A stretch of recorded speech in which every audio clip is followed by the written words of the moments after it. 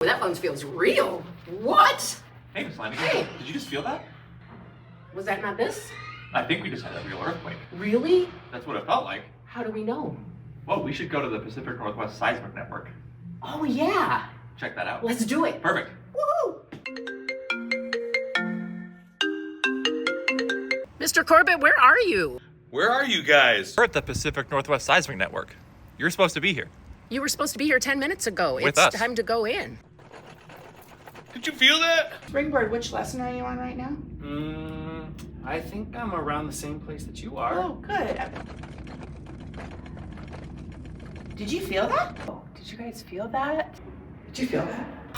Did you feel this? Did you feel that? Did you feel that? Courtney, did you feel that? Did you feel that? Oh, did you feel that? Did you feel that? Oh my God, did you feel that? Oh, it's shaking.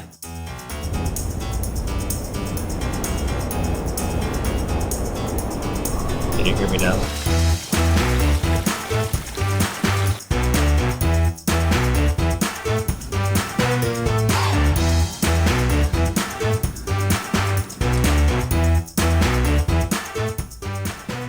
I'm here at the Pacific Northwest Seismic Network. Can you start by telling us a little bit about who you are, how you got here, and what you do? So my name is Doug Gibbons. I work at the Pacific Northwest Seismic Network, and we are in charge of monitoring earthquakes in Washington and Oregon. I've been working here for about 15 years. I started as a student employee at the University of Washington. I got a degree in geology, and so as a STEM field, and now I do educational outreach, and I also work on the field technician side of things. Because as you can see on this map, where we're looking at 2 weeks worth of earthquakes, to do that, the Pacific Northwest Seismic Network operates about 700 seismic stations. What are all these? So these are earthquakes that have happened in Washington, Oregon over the past 2 weeks. I don't see a earthquake from this morning, which would be a red dot on here. Orange are within the past 48 hours, and yellow are earthquakes within the past 2 weeks. On pnsn.org, there are ways to search our entire catalog going back to the 60s. But for our main page, we keep track of 2 weeks worth of earthquakes. To get dots onto this map, PNSN is constantly looking at the data from our 700 seismic stations, and we can look at that by clicking our seismograms map. So these are the places where you're recording? Each one of these triangles is the location of a seismic sensor in Washington and Oregon. We have a bunch along the coastline looking for large earthquakes along the subduction zone, and large numbers at Mount Rainier and Mount St. Helens, as well as the urban areas of Portland and the entire Puget Sound. Ooh, so do we have any close to the Everett School District? In the North Sound, let's zoom in here, and there is one right here, actually at Everett Gateway Middle School. And this is the data from today. Whoa. This large band is actually some sort of heater or compressor there.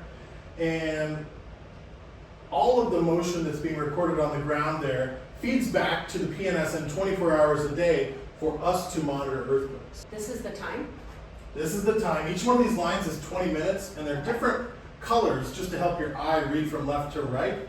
And so 00 is midnight here, and we go down to 12 o'clock. And our sensors are so sensitive that we can actually tell what's going on at the school. Again, here's midnight, 00, 1 in the morning, 2 in the morning, 3 in the morning. And then what happens at 8 o'clock in the morning or 7:30 in the morning at a school? All of the students get there. All of the buses arrive. The first thing that happens is the facilities folks arrive. Then the teachers all arrive. And then the students. Wow. Our sensors are so sensitive, I can even tell when people get out for recess. What do these symbols actually represent? If you were to go in and look in the real world, what do you see? So these symbols are our seismic stations, and depending on where you are in the world, they look very different. We have urban stations that are typically plugged into power at a school or fire station, and then out in the mountains or out in the woods, we have independently powered stations. So let's look at a few of those. Our sensor's bolted to the floor here, And so when the building shakes, our instrument's going to shake. We're plugged into power in the wall, and this station is actually right at the base of the Space Needle. Right here in this little electrical closet on the Seattle Center grounds, right near the playground at the backside of the Mopop Museum, we have a seismic station. And so anybody that's ever played around at that playground or passed by Seattle Center, we've recorded the motion that they put into the ground. How many people have walked by that and had no idea that their steps were being... 99.99% of the people that walk by this have no idea that they're contributing to the seismic record in Washington. Could you go back to the picture from inside the box? Yeah. What of these devices is actually measuring the motion? This instrument right here is measuring in 3 different directions. So it's measuring in the vertical direction, measuring shaking up and down. It's measuring in the north and south direction, and measuring in the east and west direction. And so that gives us sort of a 3-dimensional picture of shaking that goes on where we have our sites. Is this sticker standard issue on all seismographs? This sticker was put on there by one of my colleagues' daughters. When we were working remote due to COVID, we had our workbenches at home, and a Peppa Pig got snuck onto one of these. Sounds like we need to get you a Heatherwood sticker at some point, Yes. and Yes. who knows where it'll end up. Absolutely. Awesome. Yes. So normally this is just a box that's closed up, and Yep. is it like locked in that room, like in that? We do building? lock them, so there's a lock on here. Sometimes, depending on where we're at, we will lock them or not. If they're in a really secure location, we'll leave them unlocked in case we want a science teacher or the fire chief to go power cycle it for us. Let's say they want to power cycle the equipment, or if we're having an issue, we can say, what do the lights look like on our device? Is it a red light, green light? Because we need to come fix it. So the one at, is it Gateway, Yes. is that open? At Everett Gateway Middle School, we don't have the housing that we want on all of our new seismometers, so there's a little bit of work we need to do here. But you can look at this sensor on the front side here. There's all sorts of blinky lights on that thing. How would you feel if we just relocated that to Heatherwood? I wouldn't be too hurt. I think you guys have earned it. We saw some pictures of what's in the boxes and what's actually doing the data. Can you show us here some hands-on what we got? So we have a few different examples of seismometers on the table here. This first one is sort of an old school seismometer, and I'll show you the parts of this because it really helps us think about how we turn shaking in the ground into a signal we can record and bring back to PNSN. There's 3 main parts. There's a magnet here, and this magnet runs up through the core. Hanging around that magnet is a spring, and that spring acts to resist motion.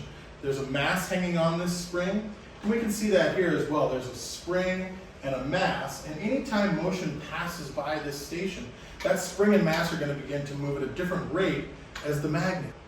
So if you wanted to hold this like a can of soup, Okay. hold it around the edges, and give it a strong shake like you're an earthquake. All right. Pretty heavy. Whoa. So what do you feel? Like I'm getting shocked. Do it again, make sure it works. Come on, one more time. Whoa. So you're feeling a little, actually, electricity traveling through your fingers. And that's because as you move that magnet back and forth across the copper coil, you're generating a little electric signal. If I had 2 little wires plugged into you, I could record the motion that you were creating. It's similar to this science fair demo, this home-built seismometer. We have our magnet and our copper coil. This is about 600 yards or 6 football fields of copper coil. And anytime we move that magnet back and forth across the copper coil, we generate a little bit of positive and negative impulse.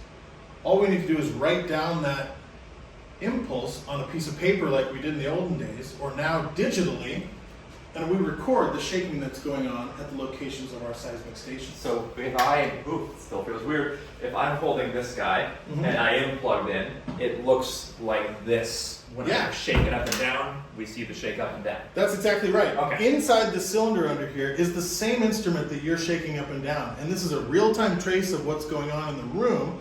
Right now it's so sensitive it's recording the vibrations of the computers in our server room. And it's so sensitive it can even detect me just bending my knees up and down. Yeah, that's wild.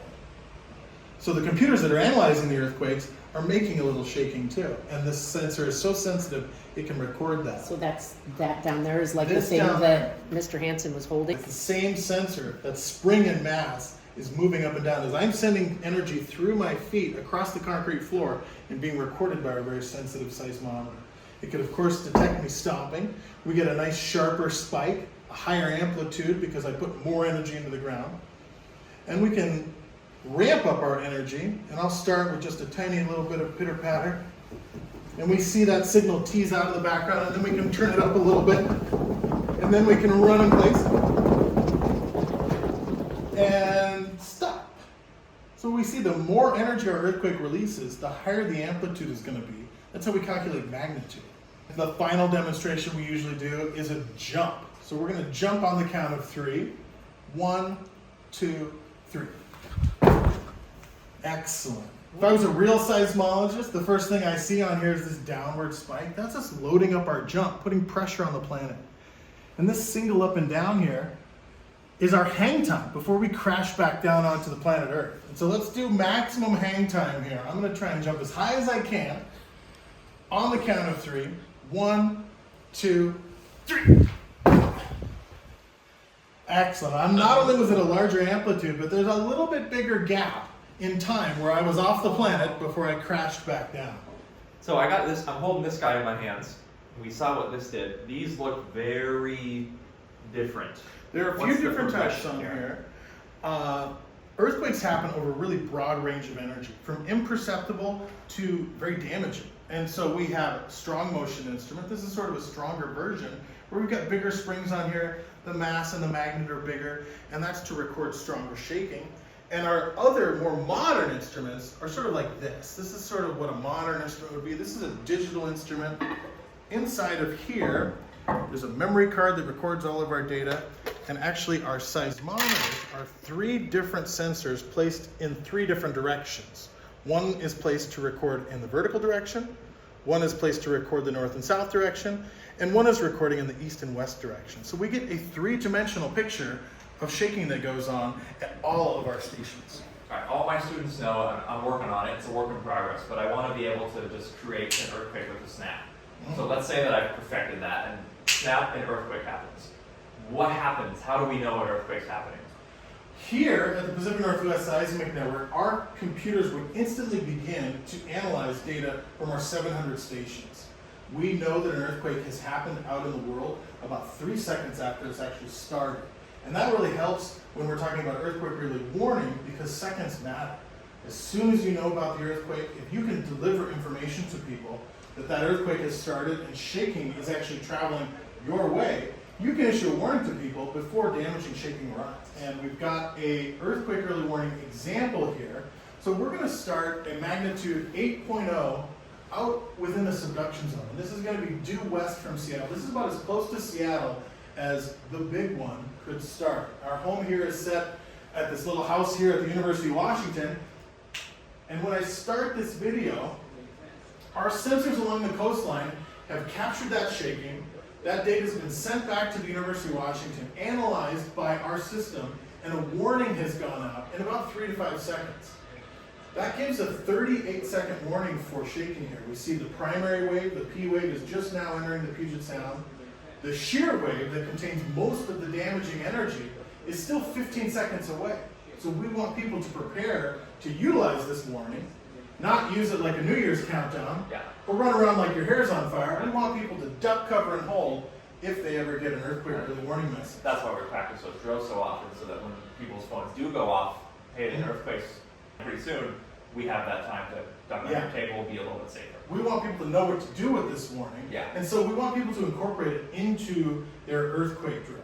What do you think about that science department? Oh my gosh, they're rocking it. They're amazing. I think they are. You gotta have your video. Wait. God, Did you feel that? I think that might be an earthquake. Oh my Should gosh. we get underneath? I gotta get underneath. Oh, no. Okay. Shoot. Yeah, we gotta call Christy Blackmere. Scary. Did you feel that? What was that? Oh my God.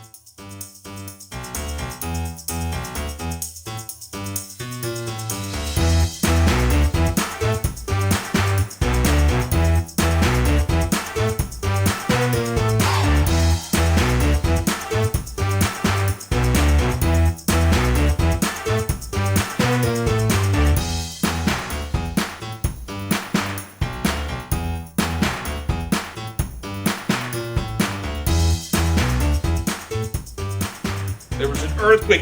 You know what? I'm gonna go get back in my boat and go down and measure how big this thing was. I'll dive down in there and I'll see the plate. Is it this big? Ready? Brian. They're gonna see the portable. Oh. Oh, you are so seismically active. Thank you. Where are you? Oh, it's sideways. Hold on. Oh, did you feel that? It's Okay. going right now. I know. No, stop it. We have to reset. God. I'd like to thank the Academy.